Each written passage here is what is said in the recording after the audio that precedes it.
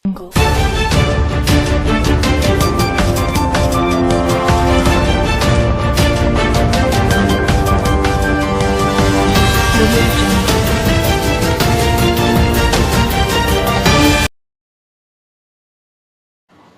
24x7 YouTube channel அறிவியல், ஆன்மீகம், கலை, கலாச்சாரம், பண்பாடு, வரலாறு என பல்துறை சார்ந்த கருத்துக்களை பயனுள்ள வகையில் பதிவு செய்து வருகிறோம். ஒவ்வொரு ஆளுமையையும் ஆவணப்படுத்தி வருகிறோம். அந்த வகையில் கணினி யுகத்தில் கை பிரதி மூலமாக கலை மாத இதழ் நடத்தி வரக்கூடிய ஆசிரியர் பெரியசாமி அவர்களை சந்திக்க இருக்கின்றோம். வணக்கம். வணக்கங்க ஐயா. முதல்ல உங்களுக்கு வாழ்த்துக்கள். நன்றி நன்றி. ஒரு மாத இதழ் அப்படின்னா முன்னெல்லாம் கைப்பிரதி வந்தது. கல்லூரி காலத்தில் எல்லாம் கைப்பிரதியாக எழுதி ஒரு இது பண்ணுவாங்க. அதுக்கப்புறம் தட்டச்சு வந்தது. இப்போ கணினி வந்தது. இப்போ சொன்னாவே அடிக்கக்கூடிய அளவுக்கு இன்றைக்கு காலங்கள் வந்துடுச்சு நவீன யுகத்தில். 2023ஆம் ஆண்டுலேயும் நீங்கள் கைப்பிரதி நடத்துகிறது வாழ்த்துக்கிறோம், பாராட்டுக்கிறோம். உங்களோட பூர்வீகம் எதுங்க? துறையூர், திருச்சி மாவட்டம் துறையூர். உங்களோட தாய் தந்தையர் பெயர்? தந்தை பெயர் மூக்கமாலியார், அம்மா பெயர் பாப்பாச்சி அம்மாள். அப்பா என்ன பண்ணுறாங்க? அப்பா ஒரு பிரபல தொழிலதிபர், ரொட்டி கடை வச்சிருந்தார். 99 வயசில் இறந்தார். அவங்க தான் தெய்வமாக நான் கும்பிட்டுக்கிட்டு இருக்கேன். நீங்கள் உங்கள் உடன் பிறந்தவர்கள்? உடன் பிறந்த 3 பெண்கள், ஒரு பையன். நான் நீங்கள் என்ன படிச்சிருக்கிறீங்க? Old SLC. துவக்கப்பள்ளி எங்கே படிச்சிங்க? Sengunthar school, Thuraiyur Sengunthar school. துறையூர் செங்குந்த பள்ளியில். அதன் அப்புறம் நீங்கள் என்ன பணி செய்வீங்க? பணி எங்கள் மாமாருடைய பஸ் கம்பெனிக்கு போயிட்டேன். மாமார் பஸ் கம்பெனி போயிட்டு அப்புறம் திரும்ப துறையூர் வந்ததுக்கப்புறம் இந்த சீட் ஃபைனான்ஸ் வச்சுருந்தேன். சீட் ஃபைனான்ஸு நிப்பாட்டி அரசியலில் இருந்தேன். அரசியலில் 10 வருஷம் இருந்தேன் நகரத் தலைவராக. அதுக்கப்புறம் இலக்கியத்துறைக்கு ஆன்மீகத்துக்கு வந்தேன். ஆன்மீகத்தில் வரையில் தான் இந்த பற்று நம்ம பிரதி எழுதணும். உங்களது வாழ்க்கை துணை? பழனியம்மன் அக்கா பொண்ணு. உங்கள் மக்கள் செல்வங்கள்? 2 பொண்ணு. ஒரு பொண்ணு காமாட்சின்ட்டு திருச்சியில் இருக்காங்க. இன்னொரு பொண்ணு டோல்கேட்டில் இருக்காங்க, பிரபாதேவின்ட்டு. இப்படி ஒரு பேருந்து பணி, சிட்ஃபண்ட் என்று இருக்கிறவங்க ஒரு இலக்கியத்தில் அதுவும் மாத இதழ் நடத்தணும்னு எப்படி உங்களுக்கு ஒரு ஆர்வம் வந்தது? இது என்ன விஷயம்னா, ஆன்மீகத்தில் போவேல நிறைய பேரை நான் பார்த்துருக்கேன். நிறைய பெரிய ஆளுங்களை நான் சந்திச்சிருக்கேன். அப்போங்க எனக்கு என்னன்னா, நம்ம இது மாதிரி புக்கு வச்சிட்ருக்காங்க, நம்ம ஒரு கைப்பிரதியை எழுதுவோம் அப்படின்னு ஒரு உற்சாகத்தில் கிட்டத்தட்ட இன்ன வரைக்கும் பெரிய பெரிய ஆளுங்களையும் பார்த்துருக்கேன். எந்த ஆண்டில் இருந்து உங்களோட கைப்பிரதி? 2005. ஓஹோ. 2005லேருந்து நடத்திக்கிட்டு இருக்கேன். இது இன்னொரு விசேஷம், ஜிஎஸ் சாமிகிட்ட ஒரு ஆசீர்வாதம் வாங்கினேன். ஜிஎஸ் சாமி. அச்சா, இந்த கலை மாத இதழ்னு வைப்பதற்கு ஏதேனும் நோக்கம் இருக்குது. அது கலை மாதாங்கிறது எதுக்குன்னா, முன்னாடி கலைமகள்னு ஒரு பத்திரிக்கை வந்தது. அந்த பத்திரிக்கையில் நம்மளும் இதாகக்கூடாது, ரொம்ப நாள் நடத்திட்டு இருக்காங்க. அதுக்காக கலை மகள்ங்கிறத நம்ம கலை மாதான்னு வச்சோம். இப்போ இந்த கலை மாத இதழோட நோக்கம், குறிக்கோள் என்ன? அது ஆன்மீகத்தில் ஈடுபடுறோம். இளைஞர்கள்லாம் இப்போ இதாகிட்டு இருக்காங்க. ஆன்மீகத்தில் அவங்க ஈடுபடணும். 2வது தாய் தப்பனை கடவுளாக நினச்சி அவங்க கும்பிடணும். அடுத்தது மூணாவது எனக்கு என்னன்னா, இந்த புக்கை பார்த்து நிறைய பேர் படித்து சொல்கிறாங்க என்கிட்ட. அதாவது இந்த புக்கு ஐயா உங்கள் புக்கை நான் படித்தேன் ஐயா, ரொம்ப திருப்தியாங்கிறாங்க. அந்த திருப்தி தான் எனக்கு. எந்த வயதில் இந்த நூலை வெளியிட ஆரம்பிச்சிங்க? இதில் மாத இதில் 2005 ஸ்டார்டிங். 2005. உங்களோட வயது அப்போ கிட்டத்தட்ட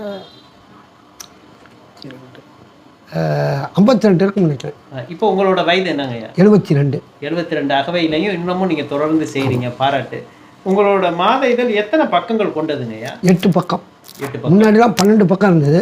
அப்புறம் 8 பக்கமாக கொண்டு வந்தேன். முன்னாடி கையில் எழுதணும். முன்னாடி ஒரு 5 வருஷம் கையிலேயே எழுதி நாங்கள் அனுப்பிக்கிட்டு இருந்தோம். எல்லா புத்தகமே கையில் எழுதுவீங்க? ஒரு புக்குக்கு அன்றைக்கி ₹1 ₹2 கொடுத்தேன் நான்.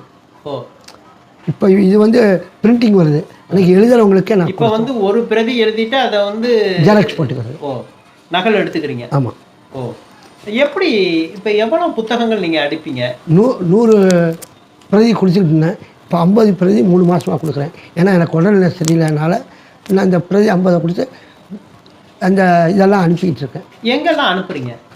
மெட்ராஸில் கன்னிமாரா நூலகம், அண்ணா நூற்றாண்டு நூலகம், அடுத்தது தமிழ் வளர்ச்சித்துறை சென்னை, அடுத்தது இந்த இதில் தஞ்சாவூர் சரஸ்வதி மகால். அதில் அனுப்புனது தான் எனக்கு ரொம்ப திருப்தியாக இருந்தது. என்ன காரணம்னா அது வந்து ஆவணங்களை சேகரிக்கக்கூடியது. அந்த மேனேஜர் எனக்கு ரொம்ப ஐயா இது மாதிரிலாம் நீங்கள் நடத்துகிறே பெருசியா ரொம்ப என்னை பாராட்டினார். எனக்கு அந்த பாராட்டு தான் எனக்கு மகிழ்ச்சியாக இருந்தது. இப்போ 2005 ஆரம்பித்த கலைமாதா மாத இதழ் இப்போ 2023 வரை எத்தனை இதழ் வெளிவந்திருக்குங்க? 231. 231 இதழ் இதுவரை தங்கு தடையின்றி வந்துட்டு. இதற்கு ஆகக்கூடிய செலவினங்கள் உங்களோட இதழ் போடுறீங்க மாத இதழ், இதை யாராச்சும் உங்கள்கிட்ட விலை கொடுத்து வாங்குறாங்களா? விலை கொடுக்குறது நானாக இப்போ ஒரு 10 பேர்த்துக்கிட்ட செய்கிறேன். ஏன்னா நாளைக்கு எவிடன்ஸ் வேணும் அப்படிங்கிற ஒரு 10 பேர்த்துக்கிட்ட. ஒருத்தர் வந்து துறையூரில் கோயில் வேலை செய்கிற சபதியா விஜயன்ட்டு, அடுத்தது கார்த்திகேயன் ஒருத்தர், அடுத்த காந்தி ஃபிரம் ராஜான்ட்டு ஃபிரம் கடை அவர். இது மாதிரி ஒரு 10 பேர்த்துக்கிட்ட மட்டும் லோக்கலில், மீதி எல்லாம் ஃப்ரீயாக கொடுக்குறேன். படித்தவங்க என்ன சொல்கிறாங்க? படித்தவங்க நிறைய பேர் பாராட்டியிருக்காங்க. மெட்ராஸ்லேருந்து ரமணன் ஒரு லாயர், அவர் படித்து பார்த்து ஐயா ரொம்ப நல்லா இருக்கியா அப்படின்ட்டு எனக்கு ஃபோன்லாம் இது பண்ணாப்புல. எனக்கு ரொம்ப மகிழ்ச்சியாக இருந்தது. அந்த இதில் இப்போ அமிர்தம் 24x7 நாங்கள் இந்த வலையொலி நடத்துறதுல எங்களோட இன்னொரு சேவையும் நீங்கள் பதிவு செய்திருக்கிறீங்க. நாங்கள் இந்த ஆதரவற்ற அனாதை பிணங்களை நல்லடக்கம் செய்வதும் உங்களோட இதழில் 231வது இதழில் இருக்கு. எனக்கு ரொம்ப நாங்கள் நன்றி சொல்லிக் கொள்கின்றோம். ஏன்னா எங்களது வலையொலி மட்டும் இல்லாமல் நாங்கள் வந்து ஒரு 10,000க்கும் மேற்பட்ட நூல்கள் வைத்து இலவச நூலகம், புலங்கு பொருட்கள் காட்சியகம், அனுதினமும் அன்னதானம், ஆதரவற்ற உரிமை கோரப்படாத அனாதை பிணங்களை உரிய மரியாதையில் அடக்கம் செய்வதை நாங்கள் வந்து செய்துட்டு இருக்கிறோம். உங்கள் சேவை வந்து பாராட்டுக்குரியது. நான் வந்து லைப்ரரி வச்சுருக்கேன் வீட்டில். இந்த உங்களை மாதிரி பழைய பொருள்லாம் வாங்கி சேர்த்து வச்சிட்டு இருக்கேன் ஆச்சுங்களா. 2வது ஏழை பிள்ளைகளுக்கு படிப்புக்கு உதவுறேன் 10 பேர்த்துக்கு ரெகுலராக மாதம். இப்போ உங்களோட கலைமாதா மாத இதழ் கைப்பிரதியில் கருணை உள்ளம் கடவுளுக்கு சமம் என்ற தாரக மந்திரத்தை தான் வச்சு அது வெளியில் வருது. எதிர்கால நோக்கம் லட்சியம்னா என்ன சொல்லுவீங்க? எனக்கு எதிர்காலம் வந்து இளைஞர்களை நல்வழிப்படுத்தணும். புத்தகம் மூலிமா 10 பேரில் ஒருத்தர் நல்ல நல்வழிப்படுத்துவாங்க. ஆகா ஏதோ இதாக இருக்குது, அதில் எல்லாம் ஆழ்ந்து படிக்கணுமே. கருணையே அப்படின்னு போட்டு முதல் பக்கமே பொறுமை வந்தால் கருணை வரும், கருணை வந்தால் நல்ல மனம் தெளிவு பெறும், தெளிவு பெற்ற மனம் சிந்தனை தூண்டும், மனம் நல்ல செயல்களை செய்ய உதவும், கருணையால் உதவுவது ஒரு சிகரமாகும், மனிதன் மாமனிதனாக்குகிறது, வள்ளலார் என்ற மகான் நமக்கு ஒரு வழிகாட்டி, அவர்கள் வழி நடப்போம்ட்டு நீங்கள் முடிச்சிருக்கிறீங்க. இது வந்து கருணை இறைவழி என்று அருமையாக இருக்கின்றது. உங்களோட நல்ல நோக்கம் வெற்றியடைய வாழ்த்துக்களையும் பாராட்டுகளையும்.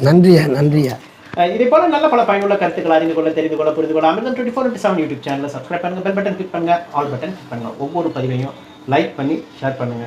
கருணை உள்ளம் கடவுளுக்கு சமம் என்ற தாரக மந்திரத்தோடு 231வது மாதம் தொடர்ச்சியாக கைப்பிரதியாக கலை மாதா இதழை வெளியிட்டு வருகிறார் துறையூர் பெரியசாமி. அன்னாருடன் விஜயகுமார்.